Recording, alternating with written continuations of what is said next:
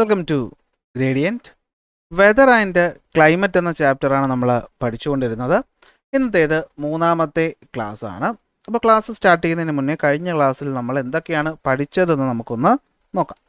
അപ്പോൾ കഴിഞ്ഞ ക്ലാസ് നമ്മൾ പഠിച്ചത് എന്തുവായിരുന്നു? അല്ലേ, ഒരു സ്ഥലത്തെ ടെമ്പറേച്ചറിനെ ഡിപ്പെൻഡ് ചെയ്യുന്ന പ്രധാനപ്പെട്ട ഫാക്ടേഴ്സ് ഏതൊക്കെയാണെന്നുള്ള കാര്യം നമ്മൾ പഠിച്ചു. അല്ലേ, നമ്മൾ പറഞ്ഞു ഒരു സ്ഥലത്തെ ലാറ്റിറ്റ്യൂഡ് എന്ന് പറയുന്നത്, അല്ലേ, ഏത് ലാറ്റിറ്റ്യൂഡിലാണ് ഒരു സ്ഥലം സ്ഥിതി ചെയ്യുന്നത്. അപ്പോൾ ലാറ്റിറ്റ്യൂഡ്, ആ സ്ഥലത്തിൻ്റെ ഉയരം അഥവാ ഓൾട്ടിറ്റ്യൂഡ്, ലാൻഡും അതുപോലെ തന്നെ സീയും തമ്മിലുണ്ടാകുന്ന ഹീറ്റിങ്ങിലുണ്ടാകുന്ന ഡിഫറൻസ്, സീയിൽ നിന്നുള്ള ഡിസ്റ്റൻസും ഓഷ്യൻ കറണ്ടും റിലീഫും ഒരു സ്ഥലത്തെ ടെമ്പറേച്ചറിനെ എഫക്റ്റ് ചെയ്യുന്ന ഫാക്ടേഴ്സാണ് നമ്മൾ പറഞ്ഞിരുന്നു. അവിടെ നമ്മൾ ആദ്യം പറഞ്ഞു, അല്ലേ, ലാറ്റിറ്റ്യൂഡ് എന്ന് പറയുന്നത് എന്താണ്?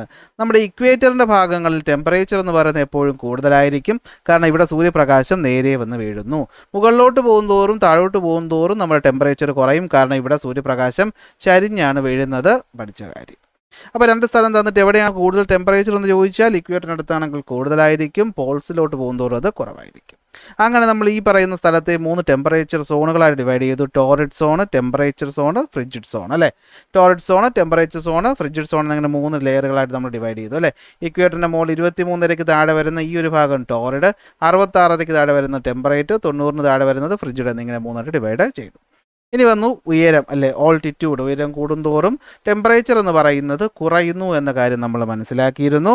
അത് എത്ര വെച്ചാണ് കൂടുന്നത്? ഓരോ കിലോമീറ്ററിലും 6.4 ഡിഗ്രി വെച്ച് കുറയുന്നു. നമ്മളതിനെ നോർമൽ ലാപ്സ് റേറ്റ് എന്ന് പറഞ്ഞു. അതുകൊണ്ടാണ് ഈ പറയുന്ന ഹിൽ സ്റ്റേഷനുകളിൽ ടെമ്പറേച്ചർ എന്ന് പറയുന്നത് എപ്പോഴും മറ്റ് സ്ഥലങ്ങളെക്കാൾ കുറവായി ഇരിക്കുന്നത്.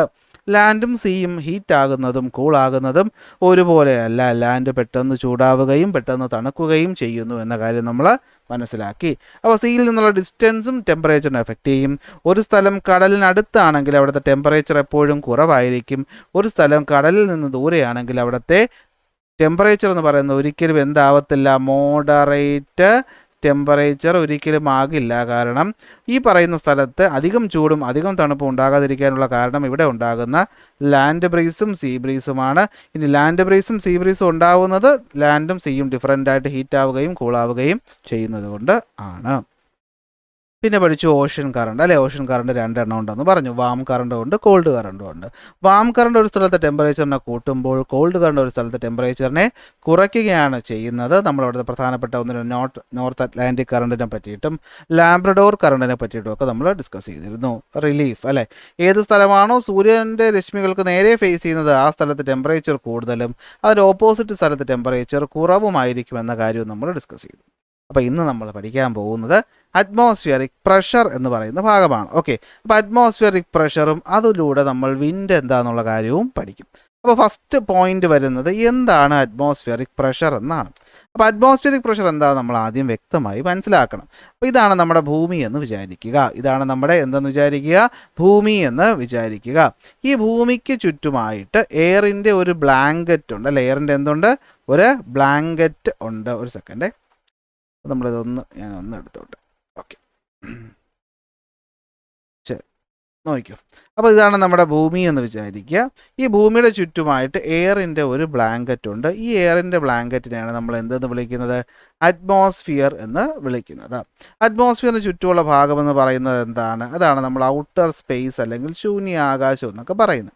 അപ്പോൾ ഈ പറയുന്ന അറ്റ്മോസ്ഫിയർ നമുക്ക് നോക്കിക്കഴിഞ്ഞാൽ ഇവിടെ എന്തൊക്കെയുണ്ട്? ഇവിടെ എയർ മോളിക്യൂൾസ് ഉണ്ട്, ഇവിടെ വാട്ടറിൻ്റെ ഡ്രോപ്സ് ഉണ്ട്, അതുപോലെ തന്നെ ഇവിടെ എന്തുണ്ട്? ഡസ്റ്റും ഉണ്ട്. ഇതിൽ പ്രധാനമായിട്ട് നമ്മൾ പറയുന്നത് എയറാണ്. ഈ പറയുന്ന എയർ നമ്മുടെ ഭൂമിയിലോട്ട് എത്രത്തോളം പ്രഷർ, അല്ലെങ്കിൽ നിങ്ങളിവിടെ ഫോഴ്സ് പെർ യൂണിറ്റ് ഏരിയ എന്ന് ഓർത്ത് വെച്ചോ, അങ്ങനെയല്ല പ്രഷർ നമ്മൾ ഫിസിക്സ് പഠിക്കുന്നത്, അല്ലേ.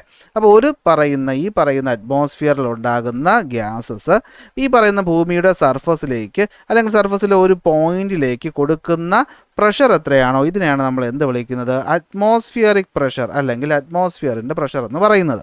അപ്പോൾ ഈ ഒരു പോയിന്റ് എടുത്താൽ ഇവിടെ ഇതിന് മുകളിൽ എത്രത്തോളം എയർ ഉണ്ടോ അല്ലെങ്കിൽ എത്രത്തോളം ഗ്യാസസ് ഉണ്ടോ അവർ ഈ പറയുന്ന സ്ഥലത്ത് കൊടുക്കുന്ന ഫോഴ്സ് ബൈ ഏരിയ, അല്ലേ, അതാണ് ഇവിടുത്തെ എന്തെന്ന് പറയുന്നത്? പ്രഷർ എന്ന് പറയുന്നത്. അപ്പോൾ ഞാൻ 2 സ്ഥലങ്ങൾ ഇവിടെ ഒരു ഉദാഹരണത്തിന് എടുക്കുന്നു എന്ന് വിചാരിക്കാം. ഒന്ന് ഞാനിപ്പോൾ പറഞ്ഞത് ഈ സ്ഥലം തന്നെ എടുക്കുന്നു, മറ്റതൊരു മൗണ്ടൻ്റെ മുകളിലുള്ള ഈ ഒരു സ്ഥലം എടുക്കുന്നു. ഈ 2 സ്ഥലവും എടുത്താൽ എവിടെയായിരിക്കും പ്രഷർ കൂടുതലും? നിങ്ങൾ തന്നെ ആലോചിച്ച് നോക്കണം.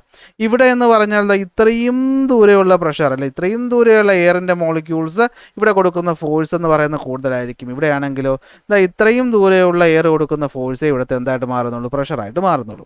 അപ്പോൾ പ്രഷർ എന്ന് വെച്ചാൽ ഒരു സ്ഥലത്ത് അറ്റ്മോസ്ഫിയറിക് എയർ എത്രത്തോളം പ്രഷർ കൊടുക്കുന്നു അതാണ് അവിടുത്തെ അറ്റ്മോസ്ഫിയർ കൊടുക്കുന്ന പ്രഷർ. അല്ലെങ്കിൽ ഈ പറയുന്ന ഒരു പോയിന്റിൽ എത്രത്തോളം ഫോഴ്സാണ് നമ്മുടെ അറ്റ്മോസ്ഫിയർ കൊടുക്കുന്നത് പെർ യൂണിറ്റ് ഏരിയ, അതാണ് അവിടുത്തെ അറ്റ്മോസ്ഫിയറിക് പ്രഷർ എന്ന് പറയുന്നത്. സോ പ്രഷർ എന്താണെന്നൊരു ഐഡിയ കിട്ടിയോ എന്ന് വെച്ചാൽ ഇവിടെ ഒന്ന് നോക്കി, ഞാനിവിടെ ഒരു പോയിന്റ് എടുത്തു, അല്ല ഈ ഒരു പോയിന്റ് എടുത്തു. ഈ പോയിന്റിൻ്റെ മുകളിൽ ഇങ്ങനെ ഒരുപാട് ഗ്യാസ് മോളിക്യൂൾസ് ഇങ്ങനെ കൂടി നിൽക്കുകയാണെങ്കിൽ ഇവിടുത്തെ പ്രഷർ എന്തായിരിക്കും? കൂടുതലായിരിക്കും. ഇത് നേരെ മറിച്ച് ഞാൻ മറ്റൊരു പോയിന്റ് എടുക്കുന്നു, ഈ പറയുന്ന സ്ഥലത്ത് ഗ്യാസ് മോളിക്യൂൾസിൻ്റെ എണ്ണം വളരെ കുറവാണെങ്കിൽ ഇവിടുത്തെ പ്രഷർ എന്തായിരിക്കും? ഇവിടെ കുറവായിരിക്കുമല്ലോ. അപ്പോൾ ഈ ഒരു രണ്ട് ലോജിക്ക് നിങ്ങൾക്ക് മനസ്സിലായെങ്കിൽ നമുക്ക് എന്ത് ചെയ്യാം? നമുക്ക് ഇപ്പോൾ പറഞ്ഞുകൊണ്ടിരിക്കുന്ന അറ്റ്മോസ്ഫിയറിക് പ്രഷറിലോട്ട് പോവാം. അപ്പോൾ എന്താണ് atmospheric pressure? It is the weight exerted by the atmospheric air over the earth surface is termed as atmospheric pressure. അല്ലേ, നമ്മുടെ അറ്റ്മോസ്ഫിയർ നമ്മുടെ ഭൂമിയിലോട്ട് കൊടുക്കുന്നു, നമ്മുടെ ഭൂമിയിലോട്ട് കൊടുക്കുന്ന ആ പറയുന്ന ഗ്യാസ് മോളിക്യൂളുകളുടെ വെയിറ്റ് എത്രയാണോ, അല്ലെങ്കിൽ ഈ പറയുന്ന ഗ്യാസ് മോളിക്യൂൾ എത്ര ഫോഴ്സിലാണ് നമ്മുടെ ഗ്രാവിറ്റേഷൻ ഫോഴ്സ് അട്രാക്ട് ചെയ്ത് വെച്ചേക്കുന്നതെന്നോ അതിന് നമുക്ക് എന്തെന്ന് വിളിക്കാം? അറ്റ്മോസ്ഫിയറിക് പ്രഷർ എന്ന് വിളിക്കാം. ഈ അറ്റ്മോസ്ഫിയറിക് പ്രഷർ നമ്മൾ അളക്കുന്നത് ബാരോമീറ്റർ എന്ന ഉപകരണം ഉപയോഗിച്ചിട്ടാണ്. അതിൻ്റെ നോർമൽ അറ്റ്മോസ്ഫിയറിക് പ്രഷർ എന്ന് പറയുന്നത് 10-13.2 മില്ലി ബാർ അല്ലെങ്കിൽ ഹെക്ടോ പാസ്കൽ. അപ്പോൾ അറ്റ്മോസ്ഫിയറിക് പ്രഷറിൻ്റെ യൂണിറ്റാണ് മില്ലി ബാർ അല്ലെങ്കിൽ ഹെക്ടോ പാസ്കൽ. അങ്ങനത്തെ നോർമൽ അറ്റ്മോസ്ഫിയറിക് പ്രഷർ എന്ന് പറയുന്നത് 10-13.2 മില്ലി ബാർ അല്ലെങ്കിൽ ഹെക്ടോ പാസ്കൽ ആണെന്നുള്ള കാര്യം കൂടെ നിങ്ങൾ എന്ത് ചെയ്യുക? മനസ്സിലാക്കി വയ്ക്കുക. ഓക്കെ, അപ്പോൾ ഇതാണ് നമ്മുടെ അറ്റ്മോസ്ഫിയറിക് പ്രഷർ. ഇതാണ് നമ്മുടെ ബാരോമീറ്റർ എന്ന് പറയുന്ന ഉപകരണം. ഇവിടെ നമ്മൾ നോർമൽ അറ്റ്മോസ്ഫിയറിക് പ്രഷർ കൊടുത്തിട്ടുണ്ട്. അപ്പോൾ അതെന്ത് ചെയ്യണം? നമ്മൾ ഉറപ്പായിട്ടൊന്ന് നോക്കി വയ്ക്കണം. അപ്പോൾ നമുക്ക് നോക്കിക്കഴിഞ്ഞാൽ ഇവിടെ കാണാൻ പറ്റും നമ്മുടെ അറ്റ്മോസ്ഫിയറിക് പ്രഷർ എന്ന് വെച്ചാൽ അപ്പോൾ എന്തുവാണ്? ഈ പറയുന്ന പ്രഷർ അല്ലെ മെർക്കുറി ബാരോമീറ്റർ. ഇവിടെ മെർക്കുറി എന്ന് പറയുന്ന ആളെ ഉപയോഗിച്ചിട്ടാണ് നമ്മളിവിടെ പ്രഷർ എന്ത് ചെയ്യുന്നത്? കണ്ടുപിടിക്കുന്നത്. നോർമലി 76 സെൻറ്റിമീറ്ററാണ്. അതാണ് നമ്മൾ 10-13.2 മില്ലി ബാർ അല്ലെങ്കിൽ ഹെക്ടോ പാസ്കൽ എന്ന് പറയുന്നത്. കൺഫ്യൂഷൻ ഒന്നും വേണ്ട. ഫസ്റ്റ് പോയിന്റ്, എന്താണ് atmospheric pressure? It is the weight of the atmosphere. ഈ അറ്റ്മോസ്ഫിയറിക് പ്രഷർ എന്തിനെയൊക്കെ ഡിപ്പെൻഡ് ചെയ്യും? 3 കാര്യങ്ങൾ ഡിപ്പെൻഡ് ചെയ്യും. ഏതൊക്കെയാണ് ആ 3 കാര്യം? Temperature, altitude, humidity. Temperature, altitude, humidity. കഴിഞ്ഞ ക്ലാസ്സിൽ നമ്മൾ ടെമ്പറേച്ചറിനെ അഫക്റ്റ് ചെയ്യുന്ന കാര്യങ്ങളാണ് പഠിച്ചതെങ്കിൽ ഇന്ന് നമ്മൾ പഠിക്കുന്നത് അറ്റ്മോസ്ഫിയറിക് പ്രഷറിനെ അഫക്റ്റ് ചെയ്യുന്ന കാര്യങ്ങൾ. ഏതൊക്കെയാണ്? Temperature, altitude, humidity. ഒരു പോയിന്റ് ആദ്യമേ മനസ്സിലാക്കി വെച്ചു, ഇവരെല്ലാം അറ്റ്മോസ്ഫിയറിക് പ്രഷറിന് ഇൻവേഴ്സ്ലി പ്രപ്പോർഷണൽ ആണ്. ഇവർ 3 പേരും നമ്മുടെ അറ്റ്മോസ്ഫിയറിക് പ്രഷറിന് എന്താണ്? ഇൻവേഴ്സ്ലി പ്രപ്പോർഷണലാണ്. അപ്പോൾ അത് ആദ്യമേ ഓർത്ത് വെച്ചോ. ഇനി അത് എങ്ങനെയെന്നുള്ളത് നമുക്ക് നോക്കാം. ഫസ്റ്റ് വരുന്നു ടെമ്പറേച്ചർ. ഇവിടെ നിങ്ങളൊന്ന് ആലോചിച്ച് നോക്കി, ടെമ്പറേച്ചർ എന്ന് പറഞ്ഞാൽ എന്താ? ഒരു സ്ഥലത്തുള്ള ഹീറ്റിൻ്റെ അളവ് അല്ലേ. നമ്മളൊരു സ്ഥലത്ത് കുറച്ച് വിറകുകൾ കൂട്ടിയിട്ട് തീ കത്തിച്ചാൽ നമ്മൾ കാണുന്ന കാര്യം അവിടെയുള്ള ഈ എയർ ഉയർന്ന് മുകളിലോട്ട് പോകുന്നതായിട്ടാണ് നമ്മൾ കാണുന്നത്. ആണോ? അല്ലേ? അറ്റ്മോസ്ഫിയറിക് പ്രഷർ എന്ന് വെച്ചാൽ ഒരു സ്ഥലത്ത് അറ്റ്മോസ്ഫിയർ കൊടുക്കുന്ന വെയിറ്റ്. അപ്പോൾ ഇവിടെ ഉള്ള പാർട്ടിക്കിൾസ് ഒക്കെ പറന്ന് മുകളിൽ പോവുകയാണെങ്കിൽ ഇവിടെ ഇപ്പോൾ നിലവിലുള്ള പാർട്ടിക്കിൾസുകളുടെ എണ്ണം കുറവല്ലേ? അങ്ങനെയാണെങ്കിൽ അവർ കൊടുക്കുന്ന വെയിറ്റും കുറവായിരിക്കില്ലേ? സോ നമുക്ക് പറഞ്ഞൂടെ ടെമ്പറേച്ചർ കൂടുമ്പോൾ പ്രഷർ കുറയുമെന്ന്? അതല്ലേ ഇതാ ഇവിടെ കൊടുത്തേക്കുന്നത്. Atmospheric air expand on getting heated അല്ലേ. അറ്റ്മോസ്ഫിയറിക് പ്രഷർ നമ്മൾ ഹീറ്റ് ചെയ്യുമ്പോൾ എന്ത് ചെയ്യും? എക്സ്പാൻഡ് ചെയ്ത എയറിൻ്റെ ഡെൻസിറ്റി കുറഞ്ഞാൽ അത് എന്ത് ചെയ്യും? നേരെ മുകളിലോട്ട് പോകും. സോ പ്രഷർ എന്ന് പറയുന്നത് എന്തായിരിക്കും? ലോ പ്രഷർ ആയിരിക്കും. ചുവപ്പ് ചൂടായ എയറിനെ കാണിക്കുന്നു. അപ്പോൾ ഈ പറയുന്ന അറ്റ്മോസ്ഫിയറിക് പ്രഷർ എന്ന് പറയുന്നത് ടെമ്പറേച്ചറിന് ഇൻവേഴ്സ്ലി പ്രപ്പോർഷണലാണ്. എവിടെയാണോ ഈ പറയുന്ന അറ്റ്മോസ്ഫിയറിക് ടെമ്പറേച്ചർ കൂടുന്നത് അവിടെ പ്രഷർ എന്ന് പറയുന്നത് കുറവായിരിക്കും. സോ എന്താ പറയുന്നത്?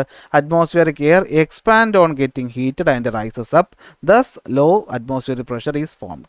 ഇനി തണുക്കുമ്പോൾ എന്ത് പറ്റും? ഈ മുകളിലോട്ട് പോകുന്ന എയർ കുറച്ച് കഴിയുമ്പോൾ എന്ത് ചെയ്യും? തണുക്കുമെന്നാണ്. തണുത്തിട്ട് എന്ത് ചെയ്യും? അത് പതുക്കെ തിരിച്ച് താഴോട്ട് വരുമെന്നാണ് പറയുന്നത്. അപ്പോൾ ഈ താഴോട്ട് വരുന്ന ഭാഗം നമ്മൾ നോക്കിക്കഴിഞ്ഞാൽ ഇവിടെ എന്തായിരിക്കും? ഇവിടെ കൂടുതൽ മോളിക്യൂൾസ് ഉണ്ടായിരിക്കും അല്ലേ. ഇവിടെ കൂടുതൽ മോളിക്യൂൾസ് ഉണ്ടാകുമ്പോൾ തന്നെ ഇവർ കൊടുക്കുന്ന വെയിറ്റും എന്തായിരിക്കും? കൂടുതലായിരിക്കും.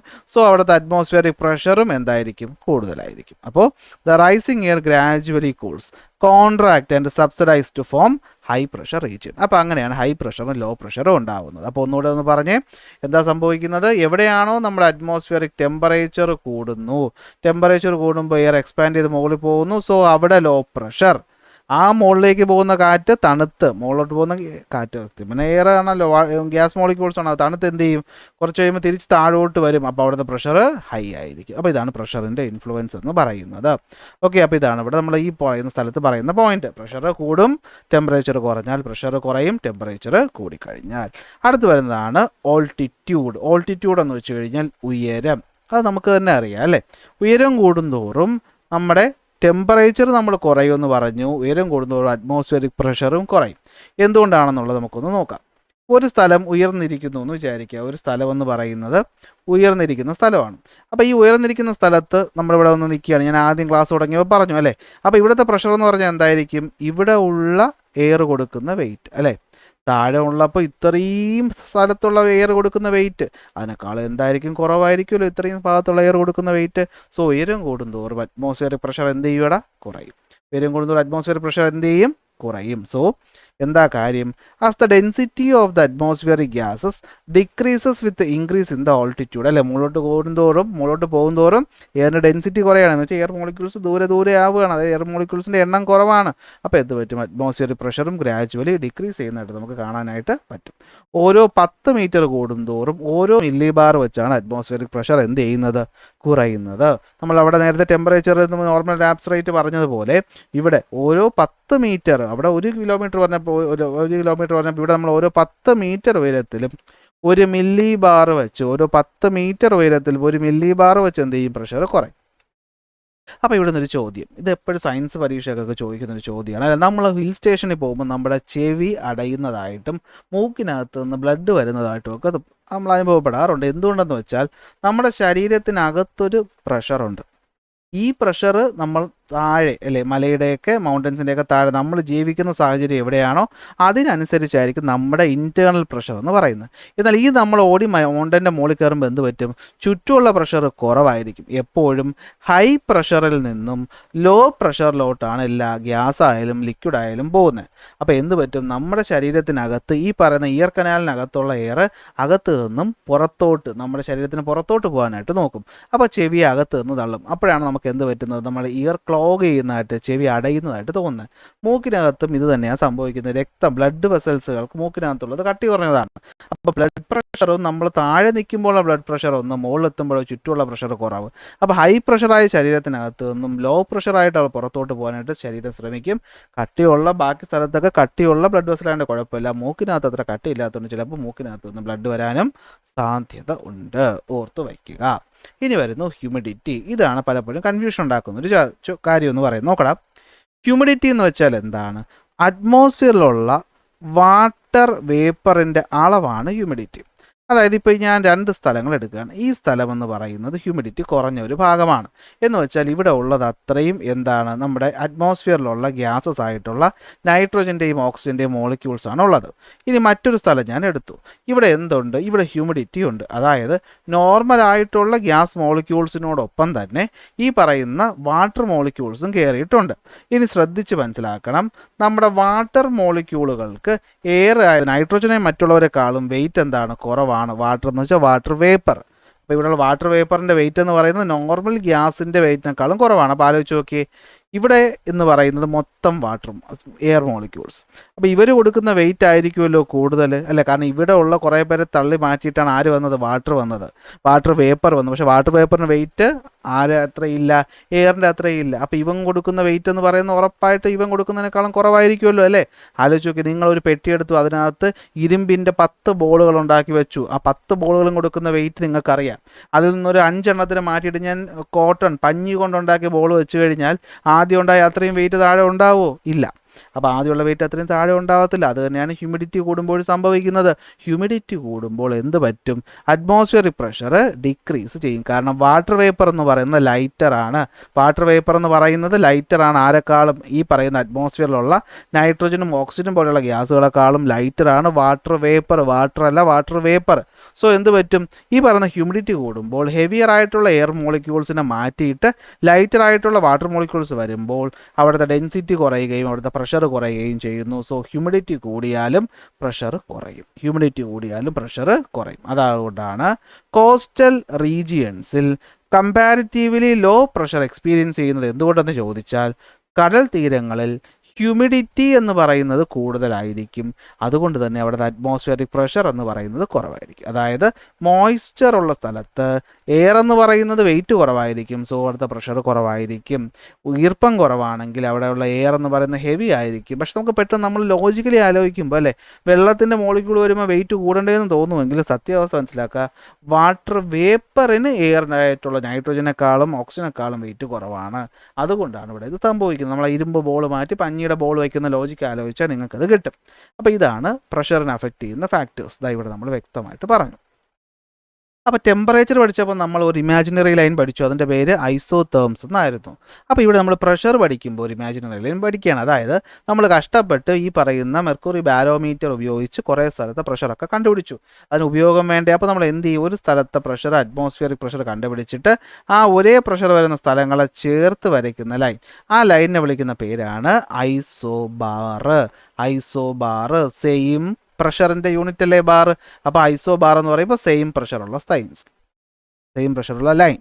So the smooth curve lines drawn on the map to connect places having എന്താണ് equal atmospheric pressure are called isobar. ഇവിടെ കണ്ടോ, ഇവിടെ ഈ H എന്ന് പറയുന്നത് ഹൈ പ്രഷറിനെ കാണിക്കുന്നു, L എന്ന് പറയുന്നത് ലോ പ്രഷറിനെ കാണിക്കുന്നു. ഓക്കെ ആണോ? അവിടുത്തെ പ്രഷർ വാല്യൂ ഇവിടെ എന്ത് ചെയ്തിട്ടുണ്ട്, എഴുതി വെച്ചിട്ടുണ്ട്. അപ്പോൾ ഇവിടെ നോക്കിയോ, കണ്ടോ, ഇതാണ് എന്തെന്ന് പറയുന്നത് ഐസോബാറുകൾ എന്ന് പറയുന്നത്. കണ്ടോ, അതായത് ഇത്രയും സ്ഥലത്തെ പ്രഷറും 10.5 ആയിരിക്കും. ഇത്രയും ഭാഗത്ത് അറ്റ്മോസ്ഫിയറിക് പ്രഷർ എന്ന് പറയുന്നതും 10.25 ആയിരിക്കും. ഇത്രയും ഭാഗത്തെ പ്രഷർ എന്ന് പറയുന്നതും 10.15 ആയിരിക്കും. അപ്പോൾ ഒരേ പ്രഷർ വരുന്ന പോയിന്റുകളെ ചേർത്ത് വരയ്ക്കുന്ന ലൈനുകളെ വിളിക്കുന്ന പേര് ഐസോ ബാർ. ഐസോ എന്ന് വെച്ചാൽ അതിൻ്റെ അർത്ഥം സെയിം എന്നും, ബാർ എന്ന് പറയുന്ന പ്രഷറിൻ്റെ യൂണിറ്റും. അപ്പോൾ സെയിം പ്രഷറുള്ള സ്ഥലങ്ങൾ ചേർത്ത് വരയ്ക്കുന്നത് ഐസോ ബാർ. അപ്പോൾ ഒരു സ്ഥലത്ത് H എന്ന് വെച്ചാൽ അത് ഹൈ പ്രഷർ എന്നും, ഒരു സ്ഥലത്ത് L എന്ന് കണ്ടു കഴിഞ്ഞാൽ അത് ലോ പ്രഷറാണെന്ന് മനസ്സിലാക്കുക. അങ്ങനെ നമ്മൾ എന്താ ചെയ്തതെന്ന് വെച്ച് കഴിഞ്ഞാൽ, നമ്മുടെ ഭൂമി മൊത്തത്തിൽ അങ്ങ് എടുത്തു. നമ്മൾ എന്ത് ചെയ്തു, നമ്മുടെ ഭൂമി മൊത്തത്തിൽ അങ്ങ് എടുത്തു. എന്താ ചെയ്തതെന്ന് വെച്ച് കഴിഞ്ഞാൽ, നമ്മൾ ഐസോബാറൊക്കെ വരയ്ക്കാൻ പഠിച്ചല്ലോ, എന്നിട്ട് നമ്മൾ നമ്മുടെ ഭൂമി മൊത്തത്തിൽ അങ്ങോട്ട് എടുത്തു. എന്നിട്ട് ഈ പറയുന്ന ഐസോബാർ വരച്ച് നോക്കിയപ്പോൾ നമ്മൾ വളരെ രസകരമായൊരു കാഴ്ച കണ്ടു. അതായത് ഇക്വേറ്ററിൻ്റെ ഈ ഒരു ഭാഗം നമ്മൾ നോക്കിയപ്പോൾ ഇവിടെ കുറേ സ്ഥലത്ത് ലോ പ്രഷർ കണ്ടു, ഇവിടെ കുറേ സ്ഥലത്ത് ഹൈ പ്രഷർ, അതുപോലെ ഇവിടെയും കുറേ സ്ഥലത്ത് ഹൈ പ്രഷർ. വീണ്ടും ഇവിടെ ഒരു സ്ഥലത്ത് ലോ പ്രഷർ, ഇവിടെ ലോ പ്രഷർ. വീണ്ടും നോക്കിയപ്പോൾ ഈ ഭാഗത്ത് ഹൈ പ്രഷർ, ഈ ഭാഗത്ത് ഹൈ പ്രഷർ. അപ്പോൾ നമുക്ക് മനസ്സിലായി നമ്മുടെ ഭൂമിയിൽ ഈ പറയുന്ന പ്രഷർ അല്ലെങ്കിൽ അറ്റ്മോസ്ഫിയറിക് പ്രഷർ ഒരു പ്രത്യേക വേരിയേഷൻ അല്ലെങ്കിൽ പ്രത്യേക ഒരു രീതി കാണിക്കുന്നുണ്ട്. അങ്ങനെ ഈ പറയുന്ന പ്രഷർ എന്ന് പറയുന്ന സ്ഥലത്തിന് നമ്മൾ എന്തായിട്ട് വിളിച്ചു, നമ്മൾ നേരത്തെ ടെമ്പറേച്ചർ വെച്ച് ടെമ്പറേച്ചർ സോണുകളായിട്ട് ഡിവൈഡ് ചെയ്ത പോലെ ഇവിടെ നമ്മൾ എന്ത് ഡിവൈഡ് ചെയ്തു, ഇവിടെ നമ്മൾ ഭൂമിയെ എന്തായിട്ട് ഡിവൈഡ് ചെയ്തു, പല പല പ്രഷർ ബെൽറ്റുകളായിട്ട് ഡിവൈഡ് ചെയ്തു. ഭൂമി വട്ടത്തിരിക്കുന്ന നമ്മുടെ ഭൂമിയുടെ രൂപത്തിന് ഗ്ലോബ് എന്നല്ലേ വിളിക്കുന്നത്. സോ നമ്മളതിനെ എന്ത് വിളിച്ചു, ഗ്ലോബൽ പ്രഷർ ബെൽറ്റ് എന്ന് വിളിച്ചു. അപ്പോൾ നമ്മൾ ഭൂമി ഗ്ലോബ് മൊത്തത്തിലായിട്ട് എടുത്ത് ആ ഒരു ഷേപ്പുള്ള ഭൂമിയുടെ മൊത്തത്തിൽ നമ്മൾ എടുത്തിട്ട് അവിടുത്തെ ഐസോ ബാറുകൾ നമ്മൾ നോക്കിയപ്പോൾ കണ്ടൊരു കാര്യം, ചില പ്രത്യേക ലാറ്റിറ്റ്യൂഡുകളിൽ അറ്റ്മോസ്ഫിയറിക് പ്രഷർ എന്ന് പറയുന്നത് ഏറെക്കുറെ ഒന്നാണെന്നും, അത് ചില സ്ഥലത്ത് ലോ ആണെന്നും ചില സ്ഥലത്ത് ഹൈ ആണെന്നും, വീണ്ടും ചില സ്ഥലത്ത് ലോ ആണെന്നും ചില സ്ഥലത്ത് ഹൈ ആണെന്നും നമ്മൾ കണ്ടെത്തി. അങ്ങനെയുള്ള സ്ഥലങ്ങളെയാണ് നമ്മൾ എന്ത് വിളിച്ചത്, പ്രഷർ ബെൽറ്റ് അഥവാ ഗ്ലോബൽ പ്രഷർ ബെൽറ്റ് എന്ന് വിളിച്ചത്. എന്ത് വിളിച്ചത്, ഗ്ലോബൽ പ്രഷർ ബെൽറ്റ് എന്ന് വിളിച്ചത്. So the different pressure belt are formed along certain specific latitude zones and these are called global pressure belt. ഇന്നത്തെ ക്ലാസ് നമുക്ക് അവരുടെ പേര് കൂടെ ഒന്ന് പഠിച്ചു നിർത്താം. അടുത്ത ക്ലാസ്സിൽ വരെ ഓരോരുത്തരും ആരെന്നും അതെങ്ങനെ വന്നു എന്നും നമുക്ക് പഠിക്കണം. സോ പ്രധാനമായിട്ടും 3 എണ്ണമാണ് വരുന്നത്. ഒന്ന്, ഇക്വറ്റോറിയൽ ലോ പ്രഷർ ബെൽറ്റ്. എന്തുവാണ്, ഇക്വേറ്ററിൻ്റെ ഭാഗത്തുള്ള equatorial low pressure belt. 2, sub tropical high pressure belt. Subtropic എന്ന് പറയുമ്പോൾ ഇവിടവും sub tropical high pressure belt. അടുത്ത് sub polar low pressure belt. ഞാൻ 3 എണ്ണം വരും, 4 എണ്ണം ഉണ്ട് കേട്ടോ, sorry. Sub polar low pressure belt. ഏറ്റവും അവസാനം വരുന്നതാണെന്ത്, polar high pressure belt. Polar high pressure belt. അപ്പോൾ മൊത്തം പ്രഷർ ബെൽറ്റുകൾ എത്ര, 1, 2, 3, 4 ഏതൊക്കെയാണ്? ഒന്ന്, ഇക്വേറ്ററിൻ്റെ ഭാഗത്ത് വന്ന equatorial low pressure belt, sub tropical high pressure belt, sub polar low pressure belt, polar high pressure belt. ഇത് നോർത്തിലുമുണ്ട്, ഇതുപോലെ എണ്ണം സൗത്തിലുമുണ്ട്. ഇങ്ങനെയാണ് നമ്മുടെ പ്രഷർ ബെൽറ്റുകളുള്ളത്. അപ്പോൾ ഈ പ്രഷർ ബെൽറ്റുകൾ എങ്ങനെയാണ് ഫോം ചെയ്തത്, പ്രഷർ ബെൽറ്റുകൾ എങ്ങനെയാണ് ഫോം ചെയ്തതെന്നും അവരുടെ മറ്റ് ഡീറ്റെയിൽസും ഡോൾഡ്രം എന്താണ്, ഈ പറയുന്ന ഹോഴ്സ് ലാറ്റിറ്റ്യൂഡ് എന്താണ്, ഈ പറയുന്ന കാര്യങ്ങൾ ഒക്കെ നമുക്ക് എന്ത് ചെയ്യാം അടുത്ത ക്ലാസ്സിൽ പഠിക്കാം. അത് കഴിഞ്ഞിട്ട് നമുക്ക് കോറിയോളിസ് ഫോഴ്സിനെ പറ്റിയിട്ടൊക്കെ പഠിക്കാനുണ്ട്. സോ തൽക്കാലം ഇന്നത്തെ ക്ലാസ്സിൽ ഇത്രയും പറഞ്ഞു നിർത്തുന്നു. ക്ലാസ്സുകൾ ഇഷ്ടപ്പെട്ടു എന്ന് വിശ്വസിക്കുന്നു. ഇഷ്ടപ്പെട്ടാൽ ലൈക്ക് ചെയ്യുക, ഷെയർ ചെയ്യുക, സബ്സ്ക്രൈബ് ചെയ്യുക. അടുത്ത ക്ലാസ്സിൽ അടുത്ത ടോപ്പിക്കുമായിട്ട് കാണാം.